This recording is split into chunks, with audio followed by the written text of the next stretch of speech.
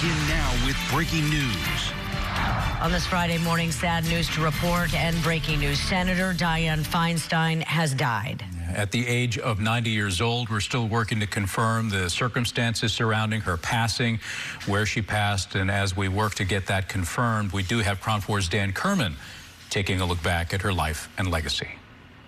Both Mayor Moscone and Supervisor Harvey Milk have been shot and killed.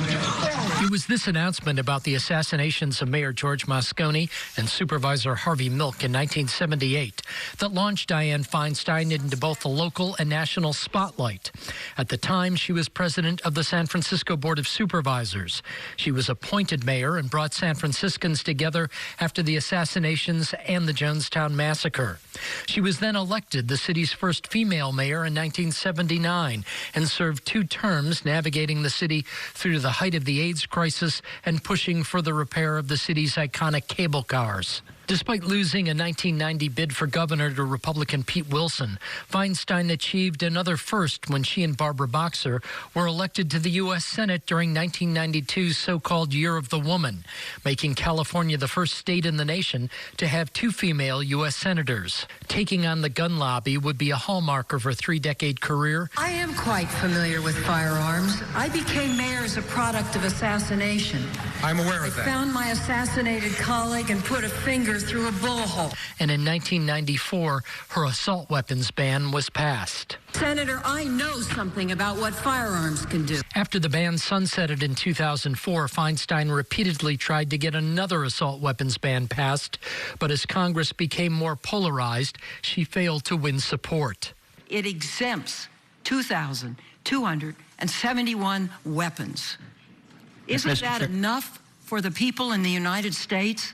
Though a moderate Democrat, Feinstein championed an offshore oil drilling ban after the BP oil spill in 2010. We're here to announce this ban that would permanently ban all new offshore oil drilling in federal waters all along the West Coast. She was also behind the California Desert Protection Act, which, among other things, designated Death Valley and Joshua Tree as national parks. Though viewed by some as a late convert to support same-sex marriage, she spoke in favor of repealing the Defense of Marriage Act in 2011.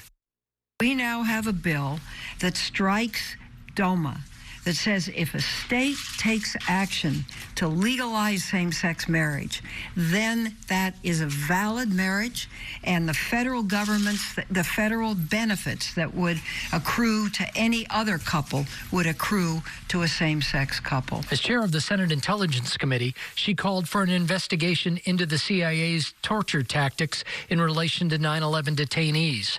Later in 2016, as the ranking Democrat on the committee, Feinstein called for an investigation into how Russian hackers impacted the election that brought Donald Trump to power. I think it's necessary that we come to grips with this. I think it's necessary that there be a real investigation. In 2017, Feinstein became the top Democrat on the Senate Judiciary Committee when it held hearings on Neil Gorsuch's nomination to the Supreme Court. What was once a hotly contested issue is no longer a hotly contested issue. We move forward. Feinstein foretold the future when she said she would not support Gorsuch and warned he would vote to overturn the constitutional right to abortion. He wrote that he believes there are no exceptions to the principle that, quote, the intentional taking of a human life by private persons is always wrong, end quote.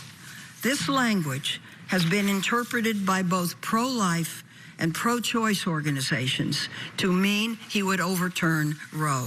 In 2018, at the age of 85, Feinstein faced her greatest challenge for office. She squared off against fellow Democrat Los Angeles State Senator Kevin De Leon, who said it was time for a change. Many agreed, with Feinstein getting reelected with just 54% of the vote. And her final term in office ended up being quite a challenge. Following the divisive 2020 confirmation hearing of Supreme Court nominee Amy Coney Barrett, Feinstein's competency was called into question for this comment. This has been one of the best set of hearings that I've participated in. In February of 2022, Feinstein's husband of 40 years, Richard Blum, died of cancer And just 2 months later, 4 unnamed senators called Feinstein's fitness into question in a San Francisco Chronicle article saying her memory was rapidly deteriorating. The 88-year-old Feinstein, who is by this point the oldest sitting U.S. senator, responded with a list of recent achievements. And in a statement, she said, "The real question is whether I'm still an effective representative for 40 million Californians. And the record shows I am." California needs a warrior in Washington. In January of 2023, 2 California Democratic Congress members, Katie Porter and Adam Schiff, both announced they would run for Feinstein's Senate seat. Pressed about her future, Feinstein remained unsure. I think people should, if they want to run. For me, I just need a little bit more time. But a little over 2 weeks later, in February, Feinstein issued a statement saying she would not run for re-election, but would serve out her term, which ends in 2024. Dan Kerman, KRON 4 News. And although we haven't heard yet from the president, we know that in February, when Senator Feinstein announced her retirement, he did issue a statement saying that she was a passionate defender of civil liberties and a strong voice for national security policies that keep us safe while honoring our values. And then he went on to say that he'd served with probably more senators than anybody else. And he said, quote, "I can honestly say that Dianne Feinstein is one of the very best." Dianne Feinstein dead at the age of 90 after a long career, 31 years in the Senate. And it all started here as mayor of San Francisco, the first female mayor, as you heard Dan Kerman with a look back. And we're just starting to get now responses from around the nation as to her passing. Let's take a look at the first one that we see this morning. Florida Senator Marco Rubio, and you can see on the screen there, he writes, "Senator Feinstein was a political pioneer with a historic career of public service, intelligent, hardworking, and always treated everyone with courtesy and respect. May God grant her eternal rest."